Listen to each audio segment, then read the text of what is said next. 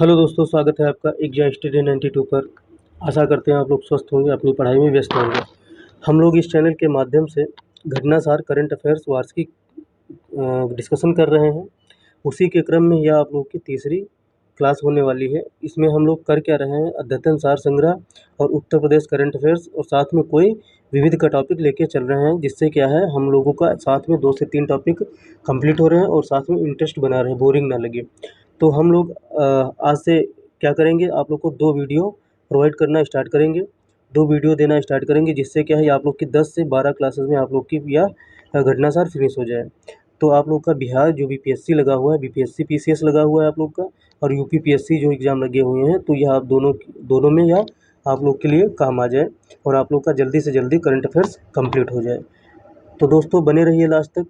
अगर आप लोग को वीडियो पसंद आती है तो वीडियो को लाइक कीजिएगा, सब्सक्राइब कर लीजिएगा और पीडीएफ के लिए टेलीग्राम चैनल ज़रूर ज्वाइन कर लीजिएगा। टेलीग्राम चैनल का लिंक आप लोग को डिस्क्रिप्शन बॉक्स में मिलेगा या तो कमेंट बॉक्स में पिन कर दिया जाएगा। तो दोस्तों चलिए बढ़ते हैं अपनी क्लास की तरफ, देर न करते हुए। तो हम लोग स्टार्ट करते हैं अपना तीसरा पार्ट। तो तीसरे पार्ट का पहला आप लोग का पॉइंट हो जाता है, हाल ही में सफल पर्यावरण उत्पाद सूचकांक के माध्यम से पारिस्थितिकी तंत्र विकास का आकलन करने वाला भारत का पहला राज्य कौन बना? उत्तराखंड बना। कौन बना? उत्तराखंड राज्य आप लोग का बना हुआ है। ठीक है, आगे चलते हैं। इसरो अध्यक्ष डॉक्टर सोमनाथ ने हाल ही में आगामी 5 वर्षों में कितने सैटेलाइट लॉन्च करने की घोषणा की है? तो 70 सैटेलाइट लॉन्च करने की घोषणा की है। तो आगे बढ़ते हैं दोस्तों।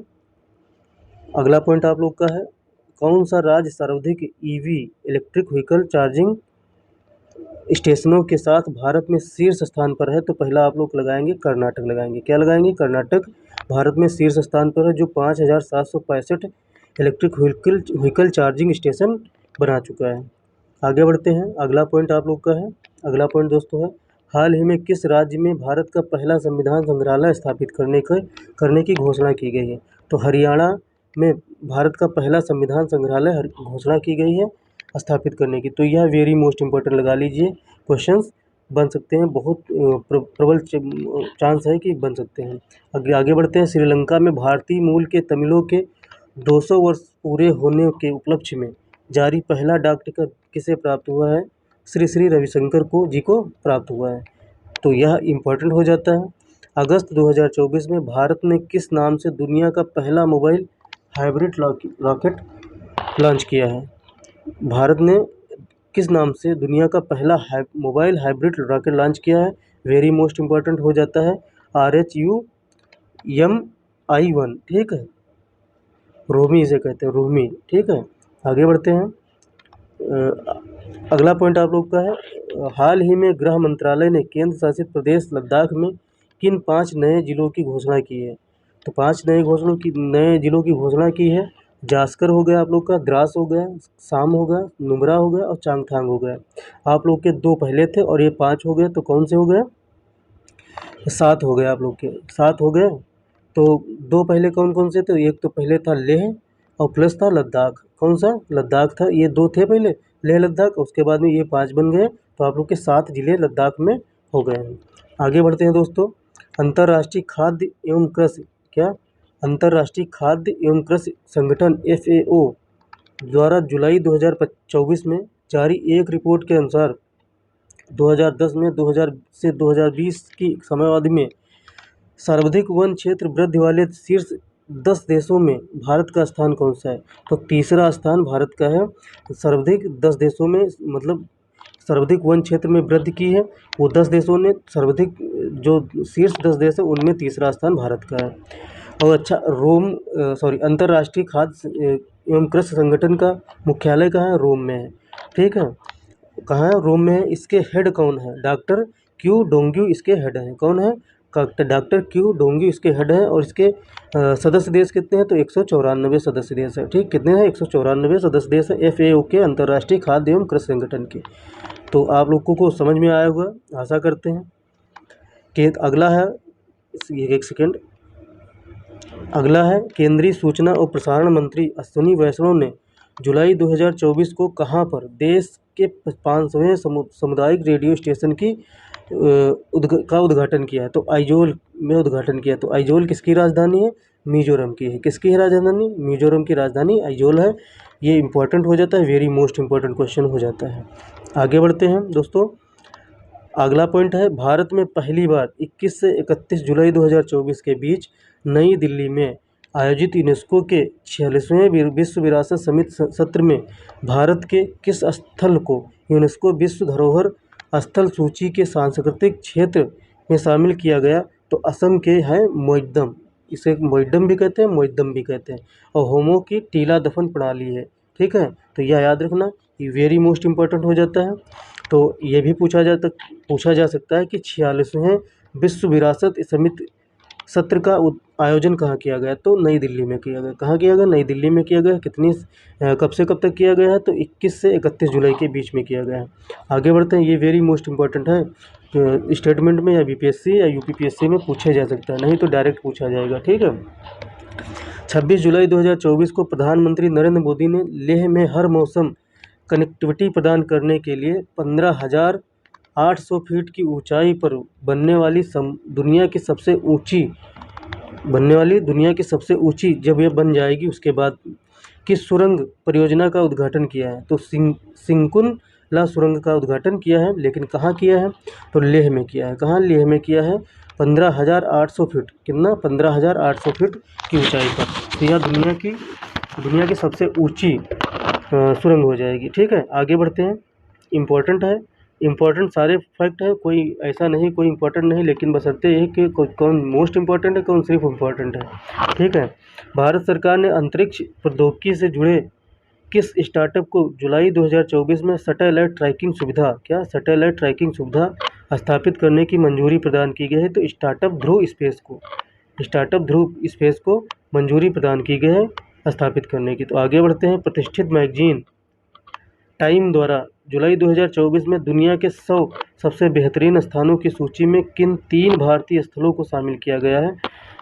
इसको इम्पोर्टेंट, वेरी मोस्ट इम्पोर्टेंट लगा लीजिए। म्यूजियम ऑफ सॉल्यूशंस जो मुंबई में है, दूसरा है मनम चॉकलेट हैदराबाद में है, तीसरा आप लोग का डाइनिंग रेस्तरां हिमाचल प्रदेश में है। यह 3 स्थान ऐसे हैं जो सबसे बेहतरीन स्थानों की सूची में शामिल हुए हैं। दुनिया के 100 बेहतरीन स्थानों की सूची में शामिल हुए हैं। किसने शामिल किया? तो टाइम मैगजीन ने। आगे बढ़ते हैं। प्लास्टिक अपशिष्ट सड़क वाला देश का दूसरा सैन्य स्टेशन जिसका उद्घाटन 26 जुलाई 2024 को किया गया, तो जयपुर सैन्य स्टेशन है। कौन सा? जयपुर सैन्य स्टेशन है, लेकिन यह दूसरा था। कौन सा? दूसरा सैन्य स्टेशन जिसका उद्घाटन हुआ है। लेकिन पहला कौन सा था सैन्य स्टेशन? तो देश का पहला सैन्य स्टेशन जिसका उद्घाटन 2019 में हुआ था। कहाँ प्लास्टिक कचरे से सड़क का निर्माण किया गया था? गुवाहाटी असम में स्थित नारंगी सैन्य स्टेशन पर। वेरी मोस्ट इम्पोर्टेंट है, कहीं भी कभी भी पूछा जा सकता है। अगला आप लोग का है, अगला पॉइंट है 27 जुलाई 2024 को किस देश ने अयोध्या के भगवान रामलला की तस्वीर वाला एक विशेष स्मारक डाक टिकट सेट जारी किया, जो दुनिया में कहीं भी अयोध्या के रामलला को दर्शाने वाला पहला डाक टिकट है? तो लाओस पीडीआर ने जारी किया है। इम्पोर्टेंट है, लेकिन इतना इम्पोर्टेंट नहीं है कि इसको रट्टा मार डालिए, कहीं भी पूछा जा सकता है और कहीं भी नहीं पूछा जा सकता। भारत का वह शहर जिसे 31 जुलाई 2024 को विश्व शिल्प परिषद अंतर्राष्ट्रीय द्वारा विश्व शिल्प शहर का प्रमाण पत्र दिया गया, तो कश्मीर को दिया गया है। किसको दिया गया है? कश्मीर को दिया गया है। आगे बढ़ते हैं। आगे आप लोग का है, आगे है अगला पॉइंट है, अगस्त 2024 में गृह मंत्री अमित शाह ने कहाँ पर ई साक्ष्य, न्याय सेतु, न्याय स्रोत और ई समन ऐप लॉन्च किया है? तो चंडीगढ़ में लॉन्च किया है। वेरी मोस्ट इम्पोर्टेंट है, क्योंकि गृह मंत्री अमित शाह जी ने लॉन्च किया है, तो अपने आप में ही इम्पोर्टेंट हो जाता है। आदि चुंचनगिरी किस राज्य में स्थित है? आदि चुंचनगिरी, याद रखना, आदि चुंचनगिरी किस राज्य में स्थित है? जहां हाल ही में मोर अभयारण्य स्थापित करने की घोषणा की गई। तो कर्नाटक में घोषणा की गई है कि मोर अभयारण्य स्थापित किया जाएगा आदि चुंचनगिरी में। आगे बढ़ते हैं। आगे आप लोग का पॉइंट हो जाता है, जुलाई 2024 में हाल ही में जारी हेनले पासपोर्ट इंडेक्स, क्या हेनले पासपोर्ट इंडेक्स 2024 में भारत की रैंक क्या थी? तो 82वीं रैंक थी, 82 रैंक थी। ठीक है, वेरी मोस्ट इम्पोर्टेंट, इसको लगा लीजिए, वेरी मोस्ट इम्पोर्टेंट। ठीक है, कहीं भी कभी भी पूछा जा सकता है। ये ऐसे हैं कि ये हमेशा करंट में बने रहते हैं और हमेशा ही पूछे जाते हैं, एक बार नहीं 50 बार पूछे गए हैं। अगला आप लोग का है, राष्ट्रीय बाल अधिकार संरक्षण आयोग NCPCR द्वारा 5 जुलाई 2024 को झारखंड स्थित किन खदानों को बाल श्रम मुक्त घोषित किया गया है? तो अभ्रक खदानों को बाल श्रम मुक्त घोषित किया गया है। कहाँ के हैं? झारखंड की खदानों से। आगे बढ़ते हैं, भारतीय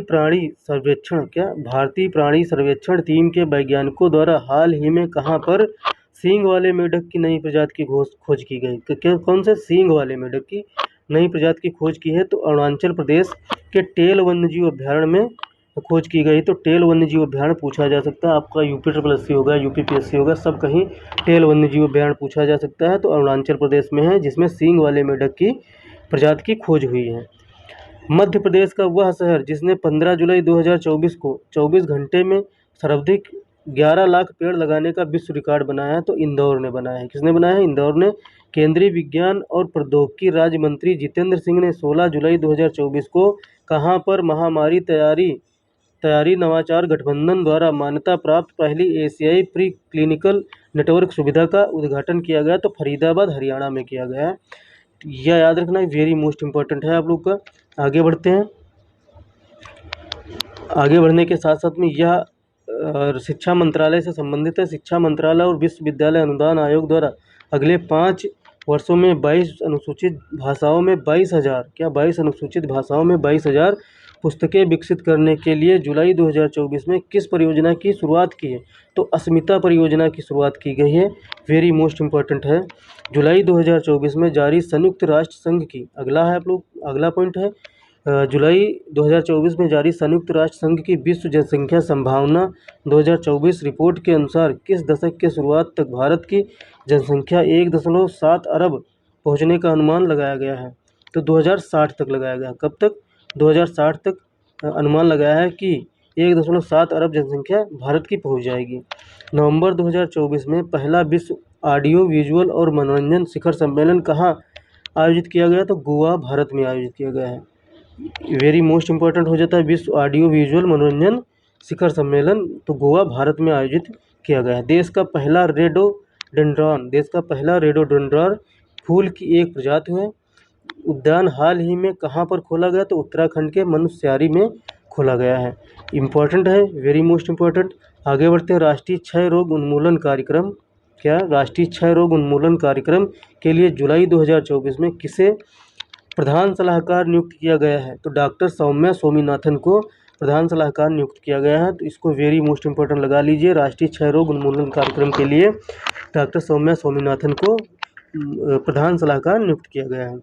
जुलाई 2024 में अगला है, जुलाई 2024 में किस भारतीय को CEO क्लाइमेट लीडर्स का सह अध्यक्ष नियुक्त किया गया? तो सुमंत सिन्हा को सह अध्यक्ष नियुक्त किया गया है। कि कहाँ क्या किसमें नियुक्त किया गया? तो भारतीय, कौन से भारतीय हैं? ये क्या है? भारतीय हैं। CEO क्लाइमेट लीडर्स का सह अध्यक्ष चुना गया है सुमंत सिन्हा को। इम्पोर्टेंट हो जाता है, कभी भी कहीं भी पूछा जा सकता है, बहुत अच्छा प्रश्न है। अगला है, शहरी क्षेत्र में नक्सलवाद पर अंकुश लगाने के लिए जुलाई 2024 में किस राज्य सरकार ने विधेयक पेश किया? महाराष्ट्र सरकार ने विधेयक पेश किया। 23 जुलाई, अगला है 23 जुलाई 2024 को प्रधानमंत्री मोदी ने भारत की सबसे लंबी और सबसे बड़ी शहरी सुरंग परियोजना का उद्घाटन कहाँ पर किया है? तो ठाणे में किया है। ठाणे में बोरीवाली ट्विन टनल मुंबई में किया है। इंपॉर्टेंट है, वेरी मोस्ट इम्पॉर्टेंट। भारत की सबसे लंबी और सबसे बड़ी शहर सुरंग है परियोजना है ठाणे बोरीवाली ट्विन टनल मुंबई। वह नेता, अगला है, वह नेता 75 महत्वपूर्ण भाषणों पर आधारित पुस्तक wings to our hopes volume 1 का विमोचन 19 जुलाई 2024 को कृषि मंत्री शिवराज सिंह चौहान ने राष्ट्रपति भवन में किया। तो राष्ट्रपति द्रौपदी मुर्मू, ठीक है, राष्ट्रपति द्रौपदी मुर्मू। फिर से पढ़ लेते हैं, वह नेता जिसके 75 महत्वपूर्ण भाषणों पर आधारित पुस्तक wings to our hopes volume 1 का विमोचन 19 जुलाई 2024 को कृषि मंत्री शिवराज सिंह चौहान ने राष्ट्रपति भवन में किया। तो राष्ट्रपति द्रौपदी मुर्मू जी के नेता हैं। ठीक, आगे बढ़ते हैं। आगे बढ़ने के साथ साथ में 19 जून 2024 को किस केंद्र शासित प्रदेश को पूर्ण कार्यशील साक्षरता, क्या पूर्ण कार्यशील साक्षरता प्राप्त करने वाली प्रशासनिक इकाई घोषित किया गया? तो लद्दाख को घोषित किया गया। किसे? लद्दाख को घोषित किया गया है। आगे बढ़ते हैं। आगे बढ़ने के साथ साथ में आप लोग का हम लोगों ने 8 नंबर पेज डिस्कशन कर लिया। शायद मुझे PDF बनाने में थोड़ा सा चूक हो गई कि हम इसको क्रम नहीं निर्धारित कर पाए, ध्यान नहीं दे पाए कि 7 और 8 पहले आना चाहिए था, फिर आप लोग का डेज आना चाहिए। तो लेकिन 8 पहले पेज डिस्कशन हो गया और 7 पहले हो गया। तो कोई नहीं, वन लाइनर प्रश्न है, उससे कोई क्रम नहीं टूटता है। तो 7वां पेज पहले बाद में डिस्कशन कर लेते हैं, कोई दिक्कत नहीं। वन लाइनर प्रश्न में क्रम नहीं टूटता, यही खासियत होती है वन लाइनर प्रश्न में। तो आगे देख लेते हैं। 11 से 13 सितंबर 2024 तक कहाँ पर ग्रीन हाइड्रोजन पर अंतर्राष्ट्रीय सम्मेलन का दूसरा संस्करण आयोजित किया गया? तो नई दिल्ली में आयोजित किया गया ग्रीन हाइड्रोजन पर अंतर्राष्ट्रीय सम्मेलन का दूसरा संस्करण। इम्पोर्टेंट, वेरी मोस्ट इम्पोर्टेंट, बहुत महत्वपूर्ण प्रश्न यह है। आगे बढ़ते हैं दोस्तों। सितंबर 2024 में किस नाम से भारत के पहले स्वदेशी लड़ाकू मानव रहित विमान का सफल परीक्षण किया गया? तो FWD-200B भारत के पहले स्वदेशी लड़ाकू मानव रहित विमान है, तो उसका नाम क्या है? FWD-200B। महत्वपूर्ण प्रश्न है, वेरी इंपॉर्टेंट प्रश्न। आगे बढ़ते हैं। अगला है, हैदराबाद में 5 से 6 सितंबर 2024 को आयोजित ग्लोबल आर्टिफिशियल इंटेलिजेंस शिखर सम्मेलन 2024 का केंद्रीय विषय था। तो AI को सबके लिए अनुकूल बनाना, यह इसका थीम थी, इसका विषय था। तो इम्पोर्टेंट है, महत्वपूर्ण प्रश्न यह है। और यह VPO वालों के लिए जो UP SSC की तैयारी करते हैं, चाहे वह JA जूनियर असिस्टेंट हो या VPO हो, उसमें पूछा जा सकता है क्योंकि AI से संबंधित एक अलग कंप्यूटर में टॉपिक रखा हुआ है। आगे बढ़ते हैं। करंट अफेयर्स ऐसे ही जुड़ के आती है क्योंकि उसमें भी समसामयिक साइंस एंड टेक भी उसमें एक टॉपिक रखा हुआ है कंप्यूटर में। 4 सितंबर 2024 में से किस राज्य की विधान सभा में पहली बार विधायी कार्यवाही में शून्यकाल की शुरुआत हुई? तो हिमाचल प्रदेश में। हिमाचल प्रदेश की विधानसभा में पहली बार विधायी कार्यवाही में शून्यकाल की शुरुआत हुई। 30 अगस्त 2024 को केंद्र सरकार ने किन 8 राज्यों में फुट एंड माउथ डिसीज, जिसे FMD भी बोलते हैं, फुट एंड माउथ डिजीज मुक्त जोन घोषित किया गया है? तो 8 राज्यों को घोषित किया गया। कौन कौन से हैं? कर्नाटक आप लोग का कर्नाटक राज्य हो जाता है, भारत का तमिलनाडु राज्य हो जाता है, भारत का आंध्र प्रदेश राज्य हो जाता है, भारत का तेलंगाना राज्य हो जाता है, उत्तराखंड हो जाता है, पंजाब हो जाता है, हरियाणा और महाराष्ट्र। यह 8 ऐसे राज्य हैं जो FMD घोषित हुए हैं, मतलब फुट एंड माउथ डिसीज मुक्त जोन घोषित हुए हैं। आगे बढ़ते हैं। अगला आप लोग का 4 सितंबर 2024 को राष्ट्रपति द्रौपदी मुर्मू ने कहाँ पर विश्व शांति बुद्ध विहार का उद्घाटन किया? तो लातूर महाराष्ट्र में किया है। विश्व शांति बुद्ध विहार का उद्घाटन कहाँ पर किया है? तो लातूर महाराष्ट्र में किया है। डायरेक्ट क्वेश्चन पूछा जाएगा और फिर पूछा जाएगा कि बुद्ध शांति बुद्ध विहार लातूर में उद्घाटन किसने किया? तो द्रौपदी मुर्मू जी ने किया है। कहाँ उद्घाटन किया? लातूर महाराष्ट्र में। आगे बढ़ते हैं दोस्तों। आगे बढ़ने के साथ साथ में आप लोग का सितंबर 2024 में केंद्र सरकार ने किस राज्य में सक्रिय विद्रोही समूह NLFT ATTF के साथ ऐतिहासिक शांति समझौता किया? तो त्रिपुरा के साथ समझौता किया। ज़्यादा इंपॉर्टेंट नहीं, लेकिन पूछा कहीं जा सकता है, अगर आ गया तो, नहीं तो आएगा नहीं। DRDO द्वारा 15 अगस्त 2024 को किस नाम से long range glide mission glide bomb LRGB LRGB long range glide bomb LRGB का पहला सफल परीक्षण किया गया? तो गौरव, इसका नाम क्या है? गौरव नाम से किया गया है लॉन्ग रेंज ग्लाइड बम का सफल परीक्षण। इम्पोर्टेंट है। अब गौरव क्या है यह पूछा जा सकता है, ठीक है। लॉन्ग रेंज ग्लाइड बम है और किसने परीक्षण किया है? तो DRDO ने परीक्षण किया है। किस नाम से? तो गौरव नाम से। बस जितना इम्पोर्टेंट है उतना बताया जाता है, बाकी इधर उधर की बकवास करना हो तो बहुत सारी 50 बातें हैं जो बकवास की जा सकती हैं इससे जुड़ी, लेकिन वो आपके काम की नहीं। जो आपके काम की है वो कम समय में आप लोग को चीज़ें मिल जाए, वही आप लोग स्टूडेंट लाइफ में समय बचाना ही महत्वपूर्ण होता है। तो समय अगर बच जाता है तो मान लीजिए कि आप लोग की पढ़ाई भी आगे बढ़ जाएगी। तो इसलिए इधर उधर बकवास ना करते हुए आप लोग को टू द पॉइंट चीज़ें बताई जाती हैं और चीज़ें समझाई जाती हैं, बस और कोई बात नहीं है। बाकी बकवास करने में तो कोई भी बकवास कर सकता है, इधर उधर की बातें, इससे जुड़ी बातें, पचासों बातें, जीके जोड़ दो, जीएस जोड़ दो और पता नहीं क्या क्या ले आओ, तो वो सब जुड़ सकता है। लेकिन क्या ज़रूरत है जोड़ने की? जीके अलग पढ़ो, जीएस अलग पढ़ो, फिर करंट अफेयर्स अलग पढ़ो। अगस्त 2024 में प्राचीन रत्नागिरी राग कला को किस राज्य सरकार ने संरक्षित स्मारक घोषित किया है? तो महाराष्ट्र ने घोषित किया है। रत्नागिरी राग कला को किस राज्य सरकार ने संरक्षित किया है? तो स्मारक घोषित किया तो महाराष्ट्र सरकार ने घोषित किया। 16 अगस्त 2024 को भारतीय अंतरिक्ष अनुसंधान केंद्र इसरो ने अपने किस नए प्रक्षेपण वाहन से पृथ्वी अवलोकन ग्रह EOS 08 का सफल परीक्षण किया है? तो SSLV D3 का सफल परीक्षण किया है भारतीय अंतरिक्ष अनुसंधान केंद्र इसरो ने। ठीक, आगे बढ़ते हैं। आगे बढ़ने के साथ साथ में असम के मुख्यमंत्री हेमंत बिस्वा शर्मा ने किस प्रथा के उन्मूलन के लिए हाल ही में मुख्यमंत्री निजुता मोइना असोनी योजना निजुत मोइना असोनी योजना की शुरुआत की? तो बाल विवाह के विरुद्ध वेरी मोस्ट इम्पोर्टेंट, इसको लगा लीजिए, पूछा जा सकता है प्रश्न, PCS में ही आ सकता है, BPSC में भी आ सकता है। भारत का पहला चावल ATM, इसको लगा लिए, very most important, high court में या रक्का मिलेगा? इलाहाबाद हाई कोर्ट में यह प्रश्न मिलेगा या ग्रुप C UPSSC के किसी भी एग्जाम में यह पूछा जा सकता है। भारत का पहला चावल ATM कहाँ लॉन्च हुआ? उड़ीसा में लॉन्च हुआ। हाल ही में छात्राओं को सैनिटरी नैपकिन खरीदने के लिए नगद राशि देने वाला देश का पहला राज्य कौन सा है? तो मध्य प्रदेश है। MP लगाएंगे, मामा का क्षेत्र है, लेकिन मामा से क्षेत्र वापस ले लिया गया। इस योजना के तहत कक्षा 7 से 12वीं तक की स्कूली छात्राओं को 1 वर्ष के लिए 300 रुपये की राशि प्रदान की जाएगी। कितने? 1 वर्ष के लिए 300 रुपये राशि प्रदान की जाएगी 6 से 12वीं कक्षा तक की छात्राओं को। महाराष्ट्र के मुख्यमंत्री एकनाथ शिंदे ने 18 अगस्त 2024 को राज्य का पहला सोलर विलेज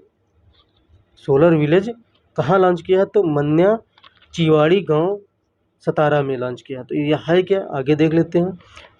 मन्या चिवाड़ी गांव राज्य का पहला ऐसा गांव है जहां 100% बिजली सौर ऊर्जा से उपलब्ध होती है।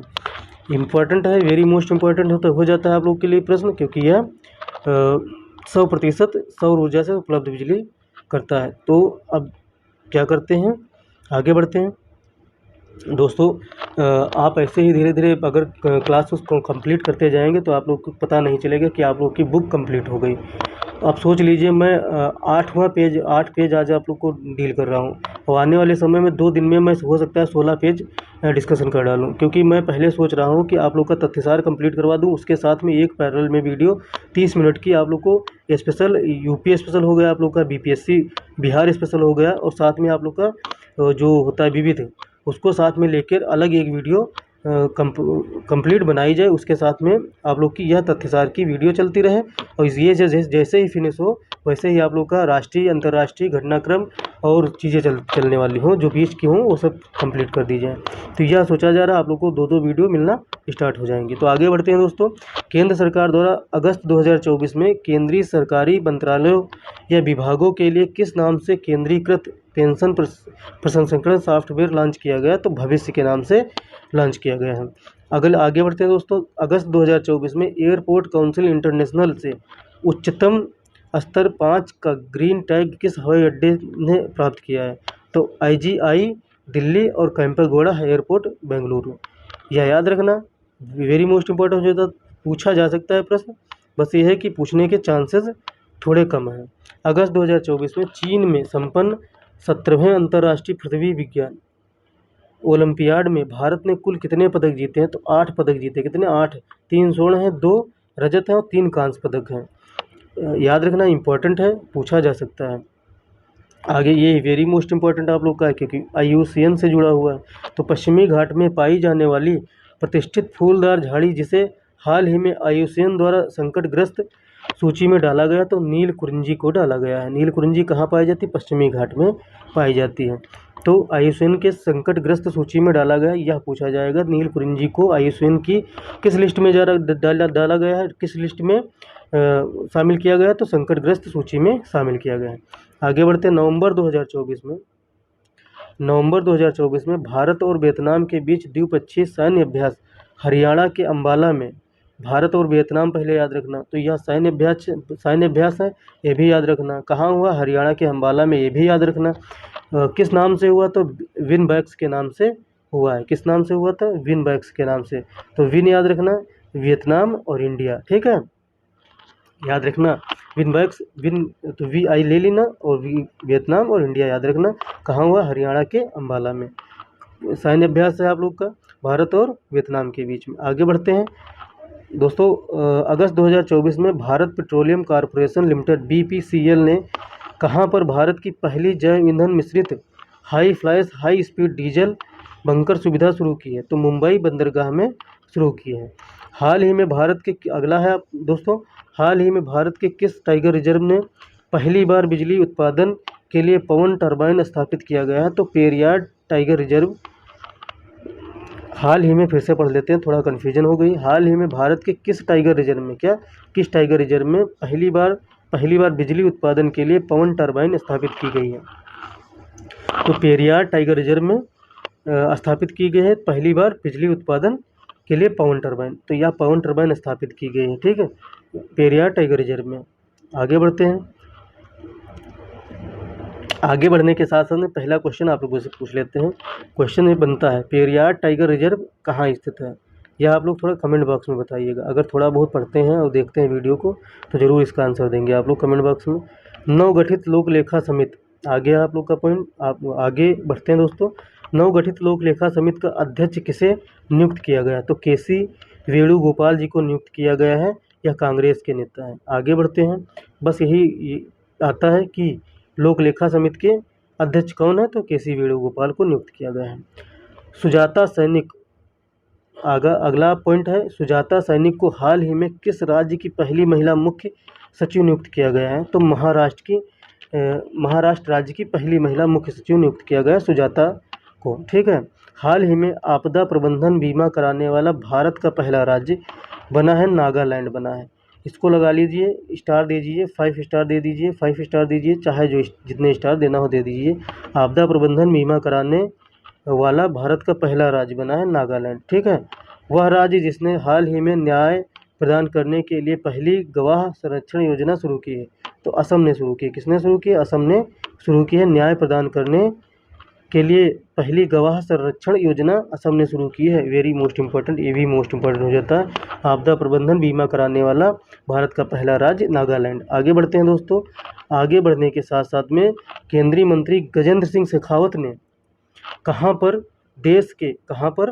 देश के पहले भूमिगत संग्रहालय 19 जुलाई 2024 को उद्घाटन किया है? तो हुमायूं का मकबरा नई दिल्ली में देश के पहले भूमिगत संग्रहालय का उद्घाटन किया है। आगे बढ़ते हैं दोस्तों। वेरी मोस्ट इंपॉर्टेंट आप लोग के लिए बन जाते हैं। कारण यह है कि वन लाइनर प्रश्न है और चुनिंदा प्रश्नों को इसमें रखा गया है। 26 पेज में समाहित करना एक अपने आप में ही बड़ी बात है। घटनासार वालों ने समाहित किया तो इसका मतलब वो जो क्वेश्चन सारे बन सकते हैं। NTPC में आप लोग का हो, NTPC हो आप लोग का, चाहे SSC हो, चाहे UPPSC हो, ठीक है, चाहे आप लोग का BPSC हो, ये चाहे जितना एग्ज़ाम आप लोग का हो, चाहे जो एग्ज़ाम हो, हाईकोर्ट इलाहाबाद हो, ठीक है, ये सारे एग्जाम में क्वेश्चन बन सकते हैं क्योंकि very most important one liner प्रश्न है। यही आप लोग को सारे जहां में पढ़ाए जाएंगे, इससे बाहर कहीं आने नहीं। आप लोग को इसमें हम क्या करते, चार ऑप्शन बना देते और उसके साथ में आप लोग को 20 क्वेश्चन GS के साथ में ऐड कर देते। तो आप लोग के 10 प्रश्न वही 2 घंटे की क्लास जाते। तो वो उससे मतलब नहीं। आप लोग को 26 पेज हैं, जितने भी प्रश्न हैं वन लाइनर कंप्लीट करवा देंगे। करंट अफेयर्स होता है और GS और GK अलग पढ़ी जाती है। GS GK साथ में करंट अफेयर्स लेके चलेंगे तो आप लोग की हमेशा 2 से ढाई घंटे की क्लास रहेगी। तो वो आप लोग के लिए बेनिफिशियल नहीं होगी। आप लोग अपना खुद से पढ़िए करंट अफेयर्स को। अगला एक नया सब्जेक्ट मान कर तैयारी करते हैं तो आप लोग का करंट अफेयर्स कभी नहीं छूटेगा। तो दोस्तों चलते हैं, आगे बढ़ते हैं। आगे बढ़ने के साथ साथ में हम लोग इस पॉइंट पे थे। हाल ही में किस राज्य ने गुरु घासीदास तमोर पिंगला टाइगर रिजर्व को अपने चौथे टाइगर रिजर्व के रूप में विकसित करने की घोषणा की है? तो छत्तीसगढ़ ने अपने चौथे टाइगर रिजर्व के रूप में विकसित करने की घोषणा की है। किसे? गुरु घासीदास तमोर पिंगला टाइगर रिजर्व को। आगे बढ़ते हैं। ये इंपॉर्टेंट है, वेरी मोस्ट इंपॉर्टेंट, यही पूछा जा सकता है। गुरु घासीदास तमोर पिंगला टाइगर रिजर्व कहाँ स्थापित है किया गया? तो छत्तीसगढ़ में। भारत का पहला राष्ट्रीय योग ओलंपियाड 18 जून 2024 को किस राज्य में शुरू किया गया? तो कर्नाटक में शुरू किया गया है भारत का पहला राष्ट्रीय योग ओलंपियाड। 18 जून 2024 को शुरू किया गया, तो ये डेट भी इम्पोर्टेंट है। आगे बढ़ते हैं दोस्तों। भारत का पहला निजी क्षेत्र का बायोस्फीयर रिजर्व किस राज्य में स्थापित किया गया? तो उत्तराखंड में राजाजी राघती बायोस्फीयर स्थापित किया गया है। भारत का पहला निजी क्षेत्र का बायोस्फीयर रिजर्व उत्तराखंड में राजाजी राघती बायोस्फीयर रिजर्व है। ये सब पूछे जा सकते हैं। देख लीजिए क्वेश्चन कितने, मतलब कोई क्वेश्चन कह ही नहीं सकते ये इंपॉर्टेंट नहीं है। हर प्रश्न आप लोग के लिए एक एक पॉइंट, आप लोग के लिए एक एक वन लाइनर प्रश्न आप लोग के लिए इंपॉर्टेंट है। यह 35 एकड़ भूमि में विकसित निजी वन अभियान है। उत्तराखंड में राजाजी राघती बायोस्फीयर निजी अभ्यारण्य पहला भारत का पहला निजी अभ्यारण्य है।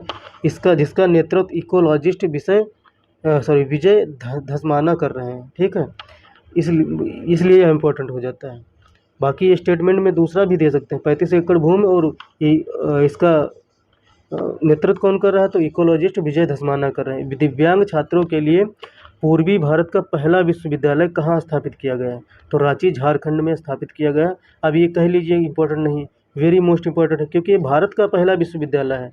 पूर्वी भारत का पहला विश्वविद्यालय है दिव्यांग विश्वविद्यालय, रांची झारखंड में स्थापित किया गया है। तो इसको कौन कह सकता है कि यह इंपॉर्टेंट नहीं है? क्योंकि यह पूछा जाएगा प्रश्न, ऐसे ही प्रश्न आप लोग के करंट अफेयर्स में बनते ही बनते हैं। अगला है, भारत ने अगस्त 2024 में किस देश के साथ पहला ग्रीन अमोनिया निर्यात समझौता किया है? तो जापान ने किया है।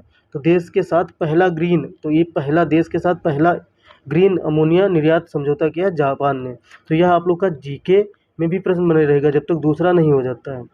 ऐसे ही प्रश्न बनते हैं। पढ़ने का तरीका होता है, पढ़ने का जो है नज़रिया होता है, कैसे हम करंट अफेयर्स तैयार करते हैं।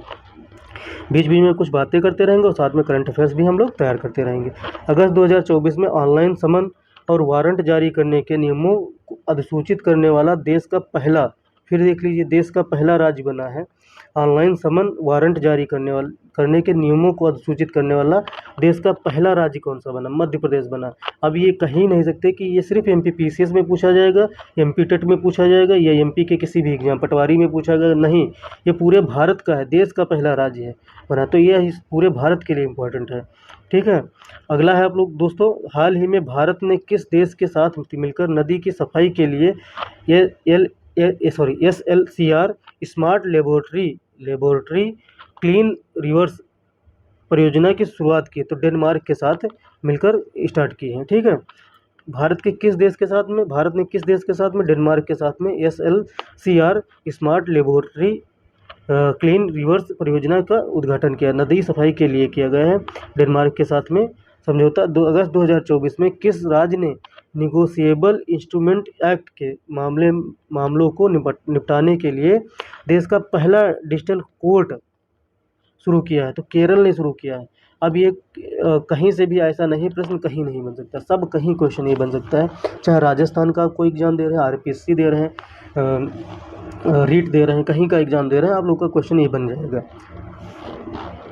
निगोशिएबल इंस्ट्रूमेंट एक्ट के लिए मामलों की निपटाने के लिए देश का पहला डिजिटल कोर्ट केरल ने शुरू किया है।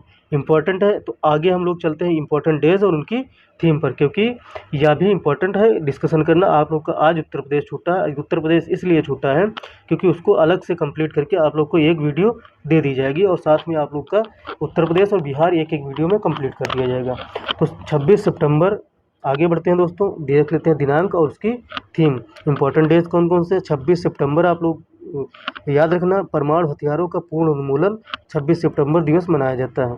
26 सितंबर दिवस विश्व गर्भ निरोधक दिवस भी होता है। इसकी थीम देखने वाली है, इसकी थीम इम्पोर्टेंट हो जाती है क्योंकि क्वेश्चंस बन सकते हैं इससे। सभी के लिए एक विकल्प, योजना बनाने की स्वतंत्रता, चुनने की शक्ति, यह आप लोग की इस विश्व गर्भ निरोधक दिवस की थीम हो जाती है जो 26 सितंबर को मनाया जाता है। अब 26 सितंबर को आप लोग का 26 सितंबर को मनाया जाता है विश्व पर्यावरण स्वास्थ्य दिवस मनाया जाता है। इसकी थीम क्या हो जाती है? थीम इम्पोर्टेंट हो जाती है, थीम कहीं भी पूछी जा सकती है। तो पर्यावरणीय स्वास्थ्य, आपदा जोखिम न्यूनीकरण, जलवायु परिवर्तन समन और अनुकूलन, इसकी थीम हो जाती है। आगे इम्पोर्टेंट है समुद्री दिवस, वेरी मोस्ट इम्पोर्टेंट है।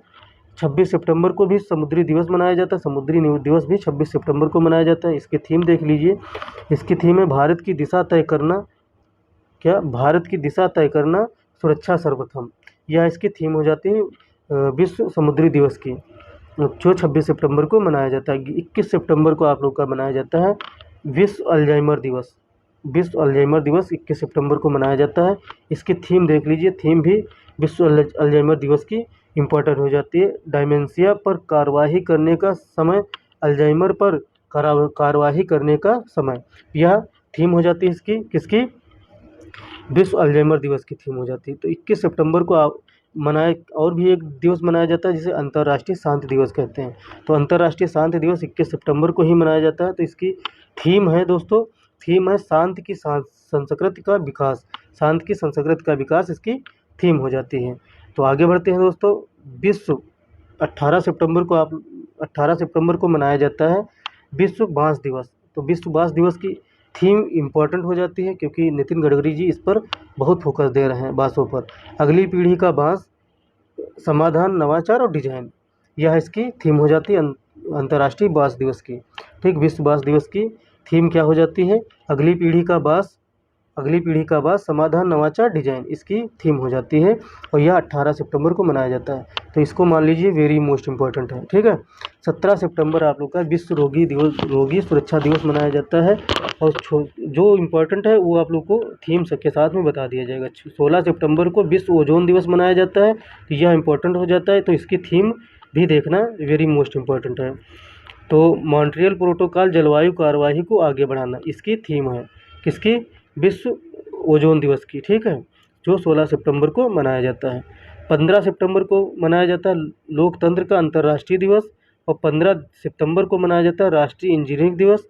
तो ये एक बार पूछा जा चुका है, राष्ट्रीय इंजीनियरिंग दिवस की थीम भी पूछी जा चुकी है। तो innovating for a sustainable future, इसकी थीम हो जाती है अंतर्राष्ट्रीय इंजीनियरिंग दिवस की। ठीक है, सॉरी, राष्ट्रीय इंजीनियरिंग दिवस की थीम हो जाती है, जो 15 सितंबर को मनाया जाता है। अगला दिवस आप लोग के लिए बहुत मोस्ट इम्पोर्टेंट है, क्योंकि यह स्टेट में और सब कहीं पूछा जा चुका है। तो 24 सितंबर को मनाया जाता है राष्ट्रीय हिंदी दिवस। क्या मनाया जाता है, राष्ट्रीय हिंदी दिवस मनाया जाता है 24 सितंबर को। 12 सितंबर को मनाया जाता है अंतर्राष्ट्रीय दक्षिण शिक्षण सहयोग दिवस। दक्षिण शिक्षण सहयोग दिवस मनाया जाता है। तो दक्षिण दक्षिण सहयोग के माध्यम से एक बेहतर कल, एक सेकेंड फिर से पढ़ देते हैं। 12 सितंबर को मनाया जाता है, इंपॉर्टेंट नहीं है। 11 सितंबर को मनाया जाता है राष्ट्रीय वन शहीद दिवस। तो राष्ट्रीय वन शहीद दिवस कब मनाया जाता है, 11 सितंबर को। 10 सितंबर को मनाया जाता है विश्व आत्महत्या रोकथाम दिवस। इसकी थीम एक बार पूछी जा चुकी है, वो थीम हम लोग देख लेते हैं। थीम, विश्व आत्महत्या दिवस की थीम क्या है, आत्महत्या पर आख्यानों को बदलना, यह इसकी थीम हो जाती है। तो याद रखना, 10 सितंबर को मनाया जाता है विश्व आत्महत्या रोकथाम दिवस। रोकथाम दिवस मनाया जाता है, विश्व आत्महत्या दिवस नहीं मनाया जाता है। जो 10 सितंबर को पता चला आत्महत्या स्टार्ट हो जाए। 9 सितंबर को मनाया जाता है विश्व इलेक्ट्रिक वाहन दिवस। 9 सितंबर को मनाया जाता है विश्व हिमालय दिवस। इसको इम्पोर्टेंट लगा लीजिए, इसकी थीम भी पूछी जा चुकी है और दिवस भी यह पूछा जा चुका है एनटीपीसी और एसएससी दोनों में। सस्टेनेबल हिमालय, प्रकृति और सांस्कृतिक का संरक्षण, प्रकृति और संस्कृति का संरक्षण विश्व हिमालय दिवस की थीम हो जाती है, जो 9 सितंबर को मनाया जाता है। अगला दिवस है आप लोग दोस्तों 10 सितंबर है। 10 सितंबर हो चुका है, 9 सितंबर हो चुका है। 9 सितंबर विश्व हिमालय दिवस हो चुका है। 8 सितंबर अंतर्राष्ट्रीय साक्षरता दिवस मनाया जाता है। तो अंतर्राष्ट्रीय साक्षरता दिवस 8 सितंबर को मनाया जाता है। इसकी थीम क्या हो जाती है, थीम हो जाती है बहुभाषी शिक्षा को बढ़ावा देना और आपसी समझ, बहुभाषी शिक्षा को बढ़ावा देना, आपसी समझ और शांति के लिए साक्षरता। इसकी थीम है किसकी, अंतर्राष्ट्रीय साक्षरता दिवस की। अगला देख लेते हैं दोस्तों, अगला भी इम्पोर्टेंट है, अगला भी इम्पोर्टेंट नहीं है। 8 सितंबर को विश्व फिजियोथेरेपी दिवस मनाया जाता है। 7 सितंबर को नीले आसमान के लिए स्वच्छ वायु का अंतर्राष्ट्रीय दिवस, यह इसकी थीम हो जाती है 7 सितंबर को। 4 सितंबर को राष्ट्रीय वन्यजीव दिवस मनाया जाता है, इम्पोर्टेंट है, याद रखना। 4 सितंबर को राष्ट्रीय वन्यजीव दिवस मनाया जाता है। इसकी थीम कोई थी नहीं तो बताया नहीं जाएगा। अंतर्राष्ट्रीय दान दिवस मनाया जाता है 5 सितंबर को। और 1 से 7 सितंबर यह आप लोगों के लिए इम्पोर्टेंट है। 1 से 7 सितंबर मनाया जाता है राष्ट्रीय पोषण सप्ताह। ये पूछा जा चुका है पीसीएस में, आरओ दोनों में पूछा जा चुका है। तो सभी के लिए पौष्टिक आहार, इसकी थीम है सभी के लिए पौष्टिक आहार। राष्ट्रीय पोषण आहार सप्ताह मनाया जाता है 1 से 7 सितंबर। इसकी थीम है सभी के लिए पौष्टिक आहार। 2 सितंबर को मनाया जाता है विश्व नारियल दिवस। सिर्फ इसकी डेट पूछी जा चुकी है कि विश्व नारियल दिवस कब मनाया जाता है, वो भी एनटीपीसी में पूछा गया था। एनटीपीसी का जो 2019 का एग्ज़ाम हुआ था उसमें पूछा गया था विश्व नारियल दिवस कब मनाया जाता है, तो 2 सितंबर को मनाया जाता है। 17 से 20 सितंबर 2024 को 8वां भारत जल सप्ताह मनाया गया है। 17 से 20 सितंबर 2024 को 8वां भारत जल सप्ताह मनाया गया है। इसकी थीम देख लीजिए, समावेशी जल विकास। क्या? समावेशी जल विकास और प्रबंधन के लिए भागीदारी और सहयोग, यह इसकी थीम है। भारत जल सप्ताह मनाया गया था 17 से 20 सितंबर 2024। वेरी मोस्ट इम्पोर्टेंट है, 20 अगस्त को मनाया जाता है विश्व अक्षय ऊर्जा दिवस। 20 अगस्त को ये भी एक बार पूछा गया है। 20 अगस्त को मनाया जाता है विश्व मच्छर दिवस। तो मच्छर दिवस की थीम आप लोग देख लीजिए, एनटीपीसी में पूछी जा सकती है संभवतः, क्योंकि ऊट पटांग क्वेश्चन एनटीपीसी ही पूछता है। आर्थिक समानतापूर्ण विश्व के लिए मलेरिया के विरुद्ध लड़ाई में तेजी लाना, यह है। और 19 अगस्त को मनाया जाता है, आप दोस्त देख लीजिए, 19 अगस्त को मनाया जाता है विश्व मानवतावादी दिवस। इसकी थीम क्या है? Hashtag act for humanity. Hashtag act for humanity 19 अगस्त विश्व मानवता दिवस की थीम है। 19 अगस्त को मनाया जाता है विश्व संस्कृत दिवस, जिसकी थीम है वैदिक विरासत और परंपरा। इसकी थीम है, इम्पोर्टेंट ज़्यादा नहीं है, बस आप लोग 1-2 बार देख लीजिए। विश्व संस्कृत दिवस 19 अगस्त को मनाया जाता है, यह डेट पूछी जा चुकी है। 14 अगस्त को विभाजन विभीषिका दिवस स्मृति दिवस मनाया जा चुका है, मनाया जाता है। तो 14 अगस्त को मनाया जाता है विभाजन विभीषिका दिवस, क्योंकि यह मोदी जी के द्वारा घोषित है, तो इसलिए यह इम्पोर्टेंट हो जाता है। 1 अगस्त विश्व फेफड़ा कैंसर दिवस मनाया जाता है, ज़्यादा इम्पोर्टेंट नहीं है।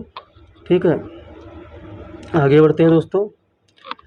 1 से 7 अगस्त विश्व स्तनपान सप्ताह मनाया जाता है, इसको वेरी मोस्ट इम्पोर्टेंट लगा लीजिए, क्वेश्चन पूछा जा चुका है, एक बार नहीं 50 बार। 1 से 7 अगस्त विश्व स्तनपान दिवस, विश्व स्तनपान दिवस मनाया जाता है 1 से 7 अगस्त। तो इसकी थीम क्या हो जाती है, ये भी इम्पोर्टेंट हो जाता है, अंतर को कम करना, सभी के लिए स्तनपान समर्थन, यह इसकी थीम हो जाती है। आगे बढ़ते हैं दोस्तों। 13 अगस्त को मनाया जाता है विश्व अंगदान दिवस, तो यह सिर्फ डेट पूछी गई है। 12 अगस्त को मनाया जाता है अंतर्राष्ट्रीय युवा दिवस। इसकी थीम देख लीजिए, क्योंकि इसकी थीम इम्पोर्टेंट है। तो अंतर्राष्ट्रीय युवा दिवस की थीम क्या है? थीम है इसकी from clicks to progress, youth digital pathway for sustainable days, यह इसकी थीम है। आगे बढ़ते हैं। विश्व हाथी दिवस, ये भी इम्पोर्टेंट है। विश्व हाथी दिवस कब मनाया जाता है? 12 अगस्त को। इसकी थीम क्या है? थीम भी इम्पोर्टेंट है, पर्सोनिफाइंग, क्या? Personifying pre historic beauty, theological relevance and, इसकी थीम है personifying pre historic beauty, theological relevance and, इसकी थीम है। आगे बढ़ते हैं दोस्तों। 10 अगस्त को देख लेते हैं क्या मनाया जाता है। 10 अगस्त को विश्व जैव ईंधन दिवस मनाया जाता है। 13 अगस्त को पहला राष्ट्रीय अंतरिक्ष दिवस मनाया गया। 23 अगस्त को 23 अगस्त को पहला अंतर्राष्ट्रीय दिवस मनाया गया। क्यों मनाया गया? तो सबको पता है, गगनयान 3 लॉन्चिंग के उपलक्ष्य में मनाया गया था। चंद्रयान को छूते हुए जीवन को छूना, भारत की अंतरिक्ष गाथा, यह इम्पोर्टेंट हो जाती है थीम इसकी। चंद्रमा को छूते हुए जीवन को छूना, भारत की अंतरिक्ष गाथा। तो 23 अगस्त को मनाया जाता है पहला राष्ट्रीय अंतरिक्ष दिवस पहला नहीं, राष्ट्रीय अंतरिक्ष दिवस मनाया जाता है 23 अगस्त को। ठीक है, तो पहला मनाया गया 2024 में। 10 अगस्त विश्व शेर दिवस, 10 अगस्त को विश्व शेर दिवस मनाया जाता है। 21 अगस्त को विश्व वरिष्ठ नागरिक दिवस मनाया जाता है। 25-29 अगस्त को विश्व जल सप्ताह मनाया जाता है। 25 से 29 अगस्त, याद रखना इसकी थीम भी वेरी मोस्ट इम्पोर्टेंट हो जाती है, सीमाओं को पाटना, शांतिपूर्ण और टिकाऊ भविष्य के लिए जल, वेरी मोस्ट इम्पोर्टेंट, इसको लगा लीजिए, सीमाओं को पाटना, शांतिपूर्ण और टिकाऊ भविष्य के लिए जल। विश्व जल सप्ताह कब मनाएगा? 25 से 29 अगस्त को मनाया जाता है, इम्पोर्टेंट है, ये भी इम्पोर्टेंट है। 26 अगस्त महिला समानता दिवस मनाया जाता है। 26 अगस्त को अंतर्राष्ट्रीय कुत्ता दिवस मनाया जाता है। तो कुत्ता दिवस मनाया जाता है अंतर्राष्ट्रीय, 26 अगस्त को अंतर्राष्ट्रीय कुत्ता दिवस मनाया जाता है। यह आज आप लोग के लिए क्लास थी। संभवतः आप लोग को आज या कल में यूपी स्पेशल की हो सकता है पूरी क्लास मिल जाए, नहीं तो 2 क्लासेस में यूपी और एक क्लास में आप लोग की बिहार स्पेशल कंप्लीट हो जाएगी। ये क्लासेस आप लोग को अलग मिल जाएंगी अब, क्योंकि मैंने सोचा इनको साथ में लेने से कोई मतलब नहीं है। पहले आप लोग को तथ्यसार, फिर उसके बाद में राष्ट्रीय अंतर्राष्ट्रीय परिदृश्य और आर्थिकी सब चीज़ें कंप्लीट साथ में इस क्लास में करवा दी जाएंगी, जो आप लोग को एक ये रेगुलर क्लास मिल रही है। और यह क्लासेस आप लोग को विविध से होंगी, यूपी स्पेशल से होंगी, और जो जो छोटे छोटे टॉपिक हैं वो अलग क्लास में आप लोग को दे दिए जाएंगे। तो दोस्तों, अगर चैनल पे नए हैं तो चैनल को सब्सक्राइब कर लीजिए, कर लेना, बेल आइकन को ऑन कर लीजिए और दोस्तों यारों में शेयर कर देना। मिलते हैं अगली वीडियो में, तब तक के लिए जय हिंद, जय हिंद, जय भारत, नमस्कार।